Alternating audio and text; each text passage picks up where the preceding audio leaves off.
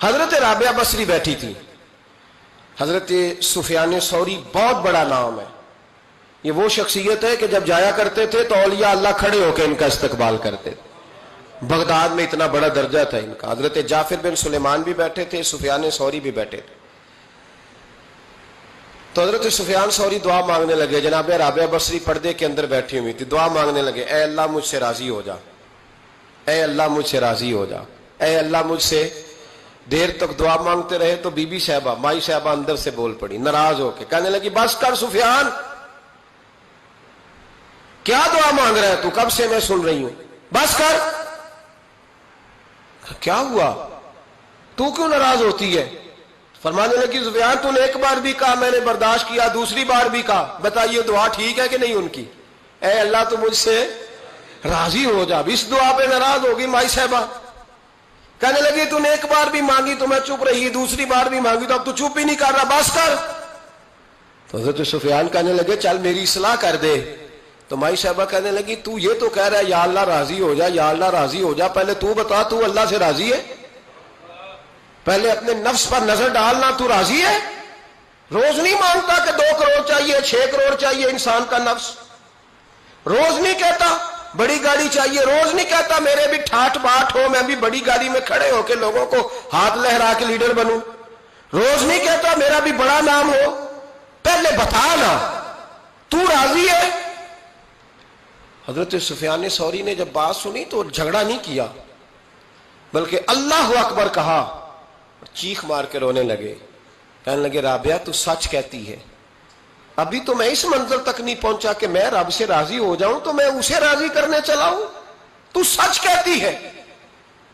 قریب ہی حضرت جعفر بن سلیمان بیٹھے تھے, وہ بی بی رابعہ کے پاس گئے, کہنے لگے مائی صاحبہ مجھے تو بتا دے آخر بندہ اللہ سے راضی ہوتا کب ہے, یہ منزل شروع کب ہوتی ہے؟ تو آپ فرمانے لگی اس وقت کہ بندے کا جو حال نعمت ملنے پہ ہوتا ہے نا, جب وہی حال اس کا مصیبت آنے پہ ہو تو پھر سمجھو وہ اپنے رب سے راضی ہو گیا, پھر وہ اپنے رب سے. یہاں لوگ راضی نہیں ہیں, نہ شریعت کے حکم پر راضی ہیں معاذ اللہ, نہ دین کے آنے پر راضی ہیں, نہ نفاذ شریعت پر راضی ہیں, نہ لوگ اپنے ہر معاملے میں. دیکھیں نا کبھی کبھی تکلیف ہوتی ہے, کئی دفعہ لوگ بات پوچھنے آتے ہیں تو دل کرتا ہے انہیں ڈانٹ جھڑک دیں گے.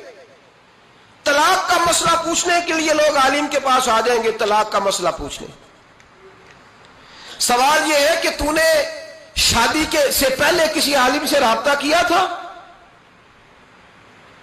کہ مجھے بتائے بیوی کے حقوق کیا ہیں, اس کے ساتھ وقت گزارنا ہے میں نے تو کس طرح کے حقوق میں نے ادا کرنے ہیں, شریعت مجھے کیا حکم کرتی ہے؟ پوچھا تھا کسی عالم سے؟ دین کی ضرورت پڑی تو دین کے پاس آئے, لیکن دین کو عمل کرنے کے لیے کبھی حاصل ضرورت پڑی تو آ گئے, حاجت ہوئی تو آ گئے, طبیعت لگی تو آ گئے. میں درجنوں بار کہہ چکا ہوں کہ جب کسی آدمی کے پاس لاکھوں روپیہ ہوتا ہے تو کسی پیر کے پاس نہیں جاتا کہ حضرت صاحب بڑے پیسے ہیں بتائیں شکر کیسے ادا کروں. لیکن جب ذرا دقت آتی ہے, حالات خراب ہوتے ہیں تو ہر پیر کا دروازہ کھٹکھٹاتا ہے, کہتا ہے کوئی تویز دے دیں. تو بتا جب تو تیرا دین کے ساتھ صرف تکلیف کا رشتہ ہے تو راضی بالرضا کب ہوگا؟ کب تو راضی ہوگا اپنے رب کے معاملات میں؟ کب تو راضی ہوگا؟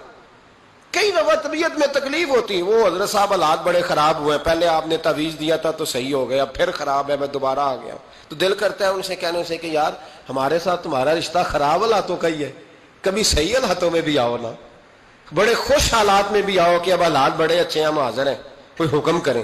خدا را راضی بالرضا رہنا سیکھیں. انس بن مالک رضی اللہ تعالیٰ عنہ کہتے ہیں 10 سال حضور کی بارگاہ میں رہا, 10 سال, اور 10 سال میں نے حضور کے گھر میں نوکری کی.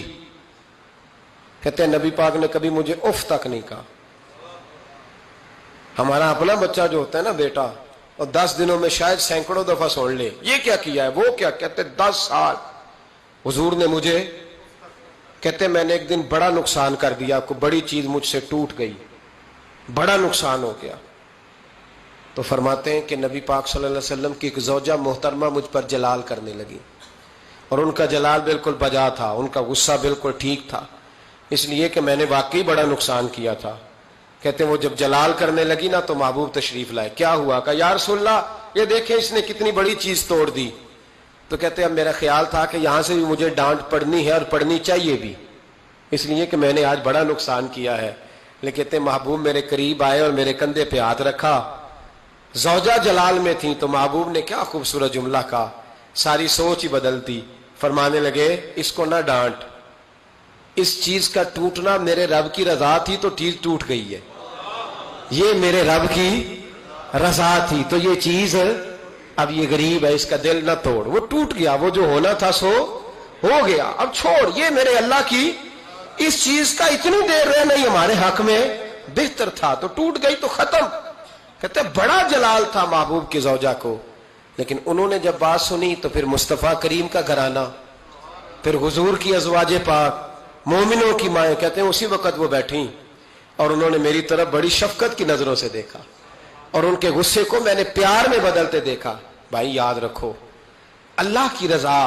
پھر اس وقت 2-4 لاکھ کے لیے لوگوں کو ہارٹ اٹیک نہیں ہوتا، پھر 20-25 ہزار کے لیے بلڈ پریشر اپ ڈاؤن نہیں ہوتا جب بندہ اللہ کی رضا پہ راضی رہنے لگتا. پھر چھوٹی چھوٹی باتیں اس کے لیے سہانے روح نہیں بنتی، پھر ذرا ذرا سی بات اسے تکلیف نہیں دیتی. جب وہ اللہ تعالیٰ کی رضا پر راضی ہونے کا عادی ہو جاتا ہے تو پھر یہ چیزیں اس کے لیے باعث آزمائش